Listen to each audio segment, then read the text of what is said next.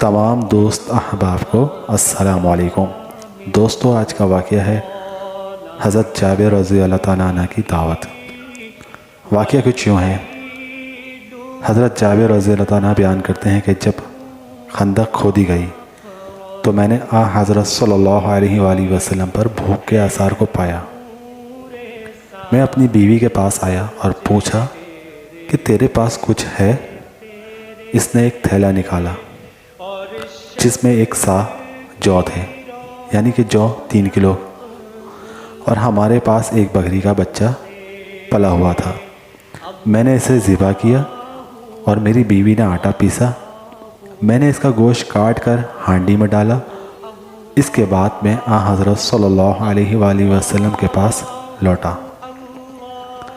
بیوی نے کہا کہ حضرت صلی اللہ علیہ وآلہ وسلم اور آپ کے صحابہ کرام کے سامنے مجھے رسوا نہ کرنا، یعنی زیادہ آدمیوں کی دعوت نہ کر دینا۔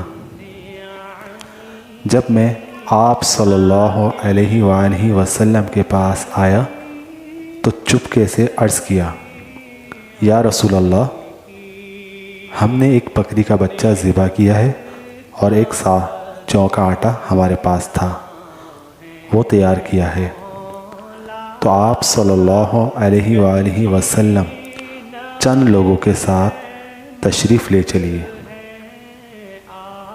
یہ سن کر حضرت صلی اللہ علیہ وآلہ وسلم نے پکارا اور فرمایا، اے خندق والو، جابر نے تمہاری دعوت کی ہے، لہٰذا چلو۔ اور حضرت صلی اللہ علیہ وآلہ وسلم نے فرمایا، میرے آنے تک ہانڈی نہ اتارنا اور نہ گوندے ہوئے آٹے کی روٹی پکانا۔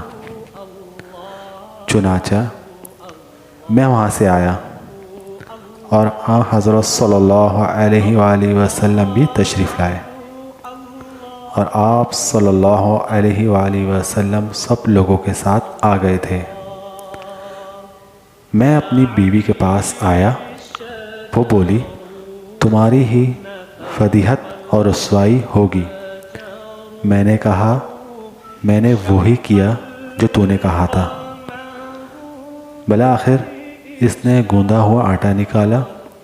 آپ صلی اللہ علیہ وآلہ وسلم نے اس میں لعاب دہن ملا دیا اور برکت کی دعا کی، پھر ہانڈی میں لعاب دہن ملایا۔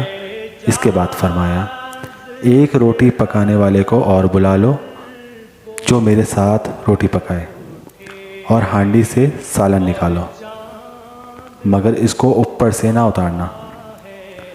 حضرت جابر رضی اللہ تعالیٰ عنہ بیان کرتے ہیں کہ اس وقت حاضرین 1000 تھے، اور میں خدا کی قسم کھا کر بیان کرتا ہوں کہ سب نے کھایا، یہاں تک کہ چھوڑ دیا اور لوٹ گئے،